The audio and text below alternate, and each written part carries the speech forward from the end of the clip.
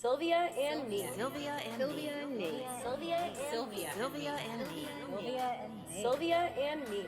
Hi, I'm Sylvia Beckerman, host of the podcast series Sylvia and Me, conversations with extraordinary, inspiring women. Hi, everyone. My name is Harriet Sugarman. Welcome to Sylvia and Me.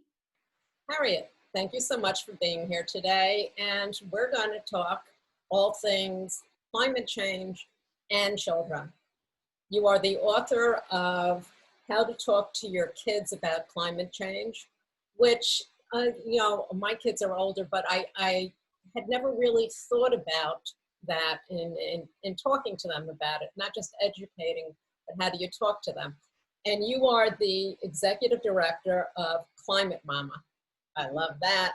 On top of which, you're also a professor of global climate change policy and world sustainability and chair of the Climate Reality Project in New York City. Well, I'd like to start with, how did you even become involved in this? What is your background, and why Climate Mama? Yeah, thanks. Well, such a big question, right? And we all start right? Many lives that we've led, but I think in many ways, a lot of even where I come from is just informed and created, who I am now and how I speak in this voice as Climate Mama. So originally I'm from Western Canada, Alberta, which is oil country. So that's a backdrop. After my first jobs were with different provincial governments on policy. After grad school, I moved shortly thereafter to New York City, where I worked for at the United Nations for the International Monetary Fund. Interesting time to be coming in as a young woman in front of this sign that had this big organization, IMF, in front of it. And I was the person who would report on what happened at the UN to the IMF. So I was the assistant to the special representative at the IMF. And one of the first areas over some years that I followed was on the Earth Summit, which happened in 1992 at the UN. And we were involved in developing the preparatory documents for that. So that was about the first time the world came together on the climate crisis in a really direct way. And has informed a lot of the policy since then. So I had an early introduction to climate, but it didn't seem to impact me. I was at the UN. It was way out there. We were fighting over ands, buts, and ors in these documents, which I've come to realize actually make a difference. But at the time, it didn't seem so. Yes, it does. That's where a lot of people wind up getting in trouble, is those dotting of the I's, the ands, the buts, and so on. Right. And it sounds so little because most of these words are three-letter words, and, but, the. So what actually got you thinking about it more on a, more for your focus? Right. So yes, fast forward, I did I watched the film An Inconvenient Truth, like many of us in this country, that came out in 2006. And I heard about a training program that Al Gore was offering based on that film. And I guess his premise at the time was he couldn't reach everywhere. He was going to have people go out into their communities. And I actually was fortunate to get selected in that one of the first groups. We went to Nashville. All of a sudden, everything I was learning about the climate crisis related to me, to my children. I had two young kids at the time that were in grade school. And I came back and I had left the big stage. I was in a community just outside of New York City and thinking, what am I going to do? How am I going to, people don't get this. And I now all of a sudden, wow. Okay. So you said that you realized that it affected you and your children. What specifically? When we think of climate change, we think of science, we think of, so many different things, but as just citizens, what actually grabbed you to say, wow, this is affecting me and my children? Right. And it is, right? When you think about it, as you said, it seems like this, we can't get our arms around it, but all of a sudden I was presented with this scientific data about and information about it's happening in my neighborhood. It's happening to my friends. These extreme weather events that are getting more and more frequent and changing where I live actually are climate change. It's not just a freaky storm, because then there's another freaky storm, right? It all of a sudden felt personal, whereas before it had felt so far away. All of a sudden I was connecting the dots. And so I think doing that training helped me actually able to see that this wasn't happening 6 generations out. It wasn't happening somewhere, not only across the country, across the world. It actually was happening to me. It was happening to New York City. It was happening in Alberta, where I came from. It was happening all over. We were living actually a crisis. And I was meeting people and they had no clue. And it was like all of a sudden, aha, you know, when that light bulb goes off and you're like, okay, this is real. What am I going to do about it? And yeah. so you felt this. Did you automatically think about what can be done? Did you think that you needed to educate your children? Did they, you know, were you bringing them along as you were doing this, you know, and having that aha moment? Right. Yeah, it took me a few years. So I did that training in early 2007. And then in 2009, I launched Climate Mama, because what I was trying to look online. I was trying to talk to people. How could I be better informed as a parent, how to talk to my kids, how to show them I was taking action. And I couldn't find anything directly. There was lots of things about the climate crisis, but not directed at me as a parent. And so I launched Climate Mama. We were the first focused website, blog, and organization to talk to and about parents and having that conversation with our kids, and also showcasing other parents that were doing things around the climate crisis. So it was 10 years last year when I decided it was also time to put it in a book form, and that's when I wrote the book that just came out this past spring. So give me some examples of what is the most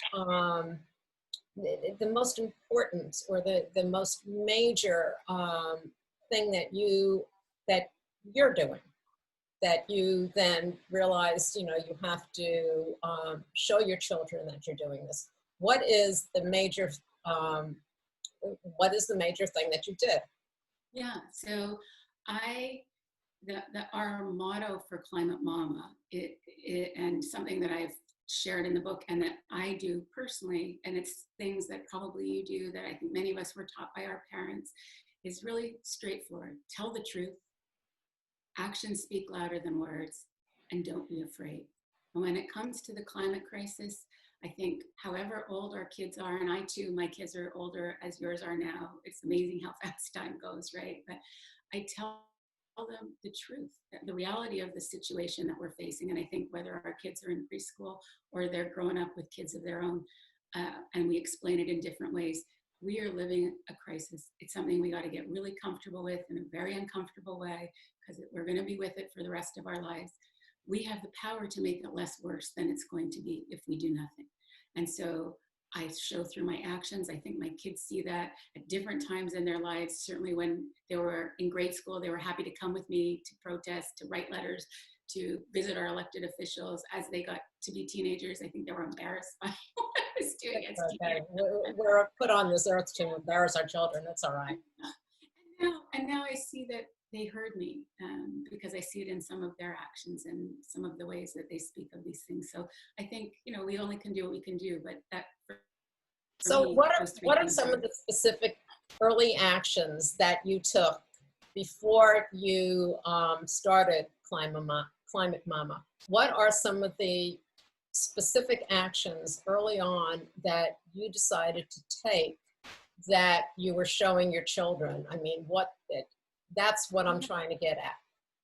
Okay, sure. I hear you, and I am going to respond directly to that and not get off on a tangent. That's okay. Tangents are fine. Okay. So early on, before I started Climate Mama, I was trying to figure out where is my community? Where are places that I can have some kind of action? And so in my children's elementary school, I set up an environmental committee that looked at different things. That we looked at there wasn't a recycling program. There was not an anti-idling program. Things like that. I went and spoke at, the principal was very open. So we did things. We built an outdoor classroom so that kids would have a place to come and learn about nature. And I worked on all of those things. I got involved in my temple. I'm Jewish, in my community there. And In the club. yeah, so I started got on the board. I started, we called it the Tikkun Olam Committee, the Taking Care of the World Committee. And so I did these things in wherever I could touch in my life, and my kids saw that. Okay. And did you get them involved in, some of these activities that you were doing? Yes, absolutely, I did. They were active and involved on different events that we did. I have a picture I love of my daughter, who's now 20, which I can't believe, when she was, I think, 6, with a sticker on her head that said no idling, because that was a thing people would do in the parking lot. So yes, they were involved early on. Okay. So from that, as you said, you were looking to see what was out there, what resources for parents to be able to first educate themselves, but then how to talk to their children. So you mentioned, one of the first things is you have to be honest. You have to tell the truth. When we're talking about climate change, what exactly do you mean? And I don't mean by truth, but what would be the first educational thing that you would, that a parent should talk to their child? Right. Well, I think that we as parents need to get comfortable with the material ourselves, right? It's anything that's complicated, and so read my book, but absolutely do your own research on it. And there's a lot of information out there. It doesn't have to be complicated too, but just look at the weight of the evidence that science is supporting and showing us about how the climate crisis is happening. It's happening now. It's being made worse because of us, and there are things we can do about it. So we need to accept that, get comfortable with that. And also, and I talk about it in the book, it's really sad. It's terribly sad when we realize what we as a species have done to our planet. And the planet will be here, right? She's gonna stay, she's been here for billions of years. So what we're doing to our species, to our kids' future and now, that will make it more difficult for them. So understanding that is sad. But then once we get beyond the sadness, then there are things that we can do and we can help our kids do. And the bad and the good is that it's such a big problem that there's no one thing and there's no linear path. Like, if you just do this thing, I get asked all the time from my friends, just tell me 3 things, because I'm so busy. I just need to know what I can do. But the beauty of it, in some way, the opportunity for our children, is that whatever we're passionate about, if we can look at it from a lens of this is the climate crisis, we can use our art, our music, our writing, our whatever it is that we want to do to take action. So I think as parents, getting comfortable with that part of that information, and then telling our kids we're learning. We can't be an expert. We're not the scientists, right? We're learning. We're trying to know more. And some of our kids will come from different places, right? Some know a lot. Some don't know anything. So I think we have to just meet them where they're at too. Okay, so, as adults, we know that, it's a climate crisis. It is a crisis. But using that word with children, especially young children, do you even suggest using that, or turning it a different way? And, this is, as we take care of ourselves, we need to take care of the planet. And, this helps not only us, but everyone else, be respectful and let's do our part. Those are all great suggestions. Exactly. And yes, I agree with you, Sylvia. If you're talking to a preschooler or a young elementary school child, you're going to show them how you care for the planet by maybe reading them books. Kids love animals, talking about animals. Maybe you're talking about that there are less elephants and giraffes and that, than there used to be in the wild, or you're taking them on nature walks, you're digging in a garden, you're planting a garden, and all the time you're showing them through your actions and about how we should care for the planet. Maybe it's also, about turning out the lights in the house because you want to be more energy efficient. Even little kids, make a game out of that with your kids. So there are different ways you're right.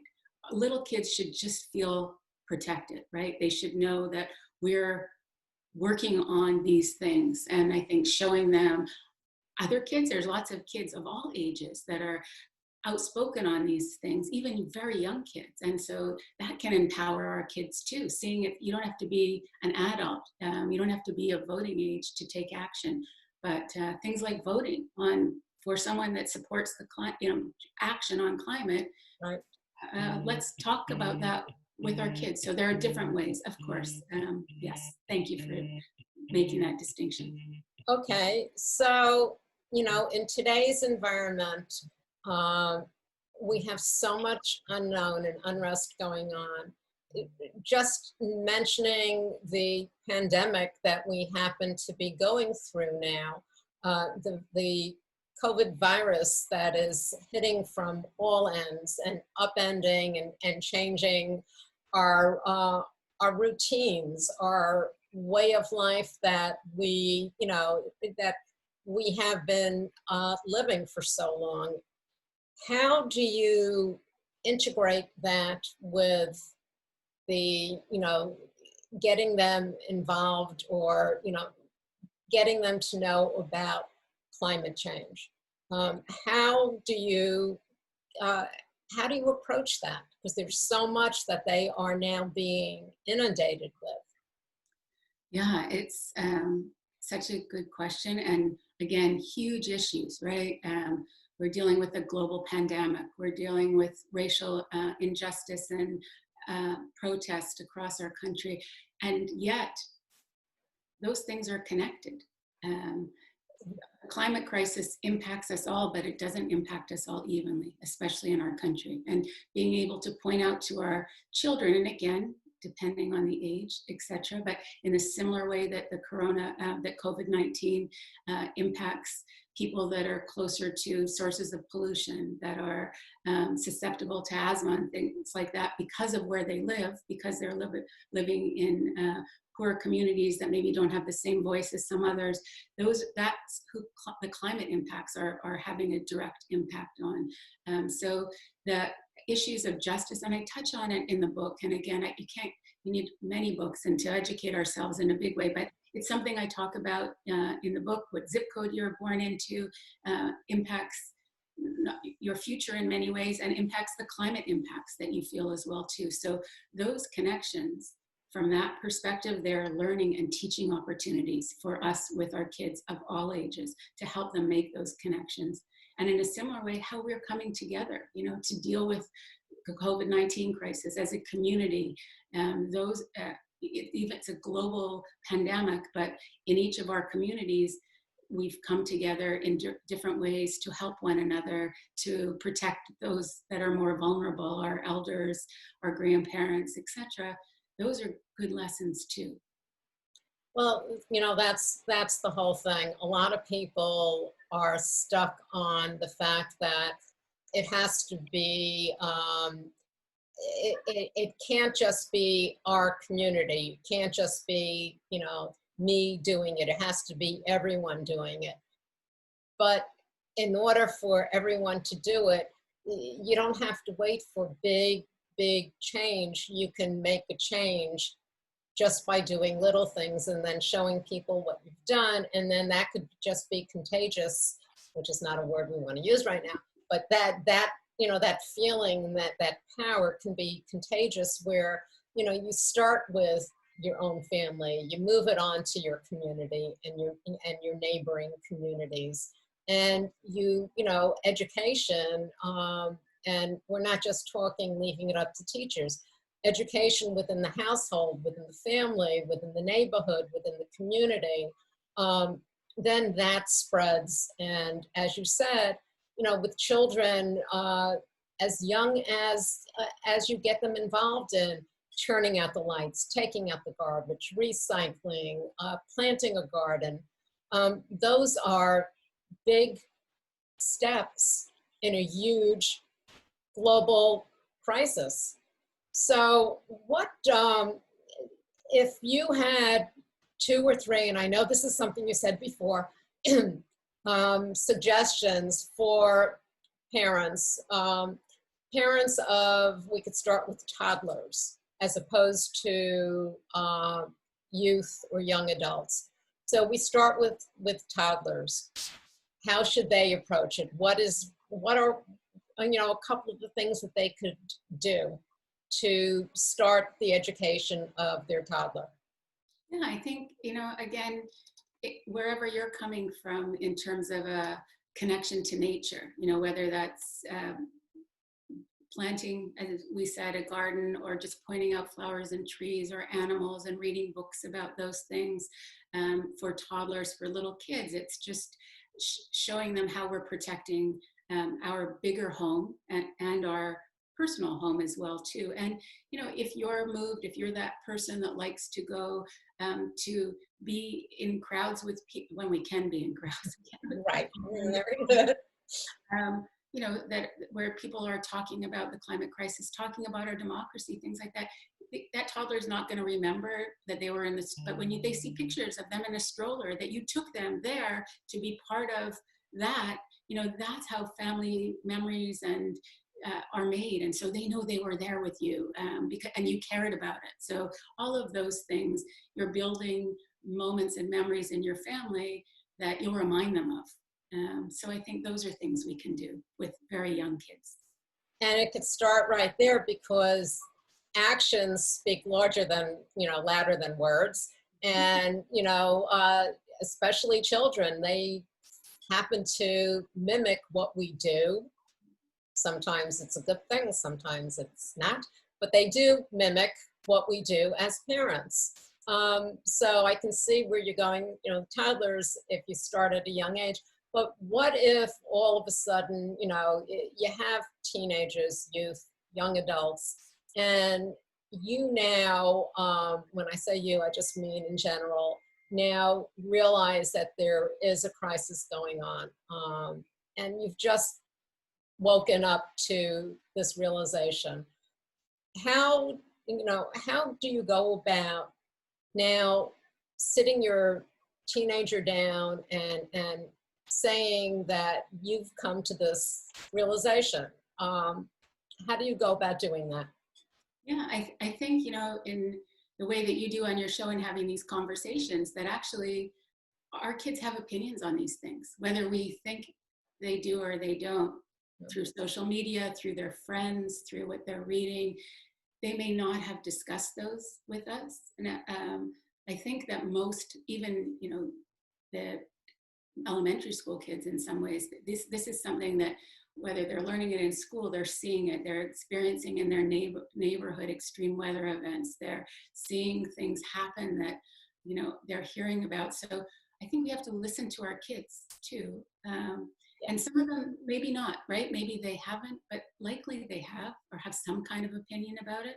And so I think that starts there with that, all these difficult problems that the world is facing. If we could just talk to each other and find out where we're coming from, and climate is absolutely one of those, I think that just shows our children that we care, and we may be just entering it, right? So I talk about that in the book about, we're all coming from different places. Some of us are really well versed in it, and others are just, the book is the first time they've opened this up as a subject. So that's fair to say that to our kids. I think that shows them we're listening and we're seeing what's happening in the larger world beyond maybe our family, or maybe it is impacting our family, and we want to talk about that too. Well, that's a big thing. And that's one of the biggest things that's come out of this pandemic and everything else that's going on now, is communication. We have to get rid of the fear of thinking that we're stepping on other people's toes. We have to get rid of the fear of thinking that maybe what we want to say isn't important. We have to get rid of the prejudice of not wanting to hear what somebody else says, and also in realizing that our children might actually know more about certain things than we do, or might have a perception about things that we didn't realize they had. Not just our children, but everyone else. So it starts at home. Like everything else, communication is key. Al Gore, the former vice president, has mentioned you as, he's called you an outstanding climate reality leader who's demonstrated an exceptional commitment to her role as a climate communicator and activist. That's pretty heavy stuff. Mhm. So do you see more education going out there? Do you see more people accepting the fact that there is, not just a crisis, but there's a window of opportunity? We still have that window of opportunity to make a difference. Yes. Do you see that actually catching on, and more people realizing this and accepting that there is a crisis, and yet there is time for us to still do something about it? I do, Sylvia. I think there are these, extremes, right? We still have those people that deny the reality, but the overwhelming body of evidence from peer-reviewed data, from science, tells us it's real, it's happening, it's now. And then we have the other people on this other side that are the doomers, as I call them in the book. And there are people that truly believe we've passed tipping points, we can't do anything, it's too far. From what my reading from science, and I've had the opportunity to speak with climate scientists from all over the world, experts in their field, we have time. The door is shutting really quickly. We don't have a lot of time, but we have time. And there's good news abounds in terms of, how we respond to that.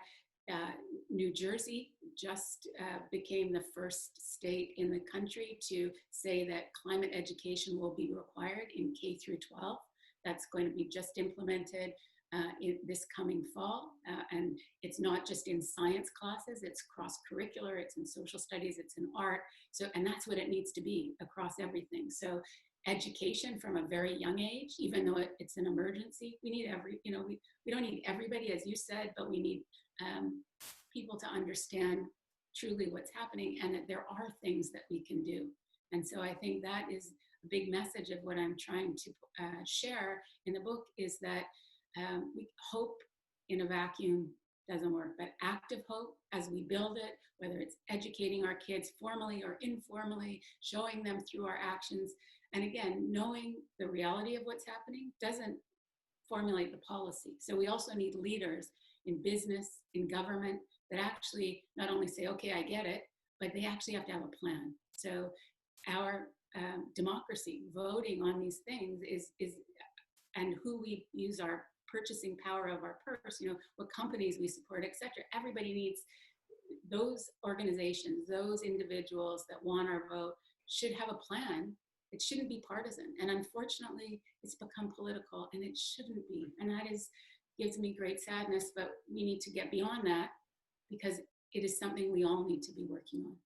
Well, I think, we have so many people like you working on this that, hopefully, again, with education, people will understand what is being talked about, and the fact that we're not doomed. We do have time. There is time.